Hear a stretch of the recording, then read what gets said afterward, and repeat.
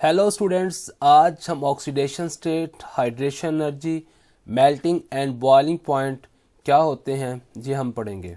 Students, सबसे पहले oxidation state. Oxidation state किसी भी एटम के ऊपर जो चार्ज आता है, जो हम साइन के साथ उसका चार्ज लिखते हैं, उसको हम ऑक्सीडेशन स्टेट कहते हैं। तो ये पॉजिटिव भी हो सकता है और वो नेगेटिव भी हो सकता है। ये डिपेंड करता है कि एटम ने इलेक्ट्रॉन लिए हैं या दिए हैं।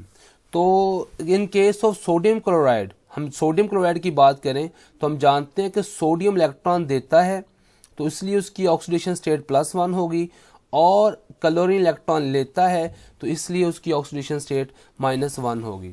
तो स्टूडेंट, जितने उसने इलेक्ट्रॉन देने हैं या लेने हैं उसको हम उसकी ऑक्सीडेशन स्टेट कहेंगे। तो कोवलेंट कंपाउंड में हम ये डिसाइड करते हैं कि किस पे पॉजिटिव चार्ज देना है, किस पे नेगेटिव चार्ज देना है। तो हम उसकी इलेक्ट्रोनेगेटिविटी देखते हैं। जिसकी इलेक्ट्रोनेगेटिविटी ज़्यादा होगी उसको हम नेगेटिव चार्ज देंगे, और जिसकी इलेक्ट्रोनेगेटिविटी कम होगी उसको हम पॉजिटिव चार्ज देंगे। स्टूडेंट, जैसे SnCl2 के अंदर क्लोरीन की इलेक्ट्रोनेगेटिविटी ज़्यादा है तो ये -2 चार्ज गेन करेगा, और Sn जो टिन है ये +2 चार्ज गेन करेगा।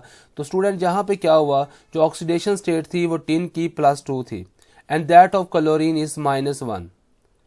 अगर जैसे जैसे ये ज़्यादा इलेक्ट्रॉन शेयर करता जाएगा या ज़्यादा इलेक्ट्रोनेगेटिव एलिमेंटों के साथ मिलता जाएगा तो ये करैक्टर क्या होता जाएगा, ये कोवलेंट केस में चलाता जाता जाएगा। पहले ये आयनिक था, लेकिन जैसे जैसे इसके इलेक्ट्रॉन इसने ज़्यादा देते जाने हैं तो ये इसकी नेचर क्या होनी है, कोवलेंट होती जानी है। मिसाल के तौर पर SnCl2 आयनिक है, ये सवाल भी आता है, और SnCl4 कोवलेंट है। तो स्टूडेंट, जब SnC4Cl के साथ मिल जाएगा तो इस पर +4 ऑक्सीडेशन स्टेट लिखेंगे। तो जब कोई एटम ज़्यादा इलेक्ट्रॉन देता है तो उसकी पोलराइजिंग पावर बढ़ जाती है। पोलराइजिंग पावर का मतलब होता है इलेक्ट्रॉन को अपनी तरफ खींचने की ताकत। तो स्टूडेंट, जब वो इलेक्ट्रॉन को अपनी तरफ खींचने वाला बन जाएगा तो डेफिनेटली फिर उसका करैक्टर आयनिक नहीं रहेगा, कोवलेंट हो जाएगा। क्योंकि आयनिक तो वो होते हैं जो अपना इलेक्ट्रॉन दे देते हैं, पॉजिटिव आयन तो वो होता है जो अपना इलेक्ट्रॉन दे दे, लेकिन वो वापस खींचने लग जाए तो उस समय कोवलेंट करैक्टर आना शुरू हो जाता है। तो इसलिए SnCl4 जो है वो कोवलेंट इन नेचर है। तो स्टूडेंट, किस ग्रुप ने कितनी ऑक्सीडेशन स्टेट शो करनी है उसके ग्रुप के नंबर बताता है।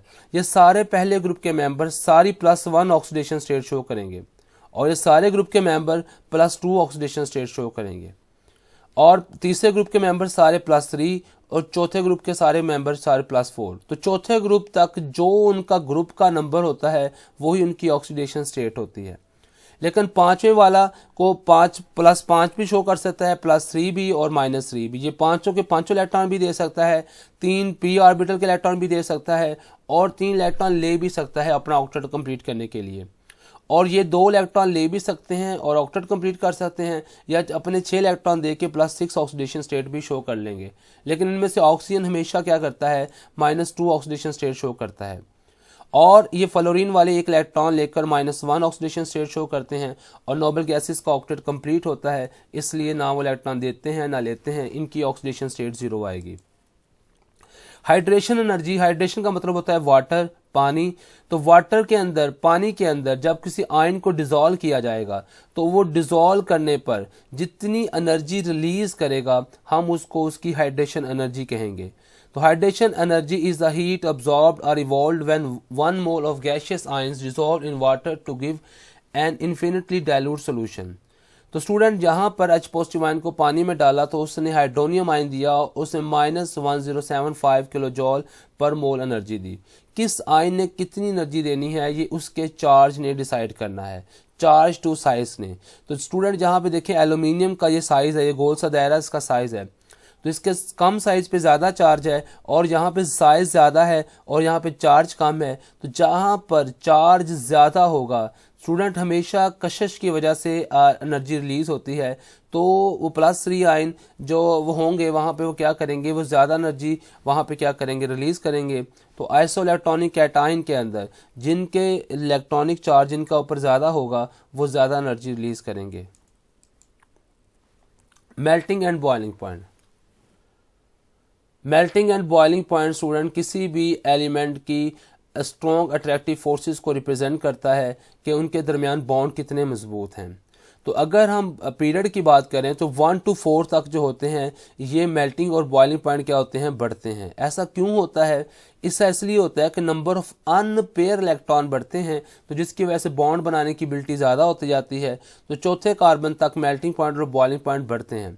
लेकिन आगे पांचवें से एकदम से देखें छठा सातवां ये कम होना शुरू हो गए, क्योंकि इनमें जो पेयर इलेक्ट्रॉन क्या हो गए, बढ़ना शुरू हो गए, जिसकी वजह से क्या होगा, उनकी बाइंडिंग फोर्सेस कम होना शुरू हो जाएंगी और उनके मेल्टिंग पॉइंट और बॉइलिंग पॉइंट क्या होंगे, कम होना शुरू हो जाएंगे।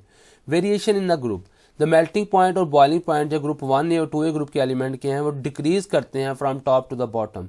Student top to the bottom आते जाएं तो नीचे को साइज बढ़ता है, जब साइज बढ़ता है तो उनका बॉन्ड बनाने की एबिलिटी, उनके इलेक्ट्रॉन न्यूक्लियस से दूर हो जाते हैं तो उनकी बॉन्ड बनाने की एबिलिटी भी क्या होती है, कम हो जाती है। The binding forces present between large size atoms are relatively weaker as compare to those of between the smaller atoms.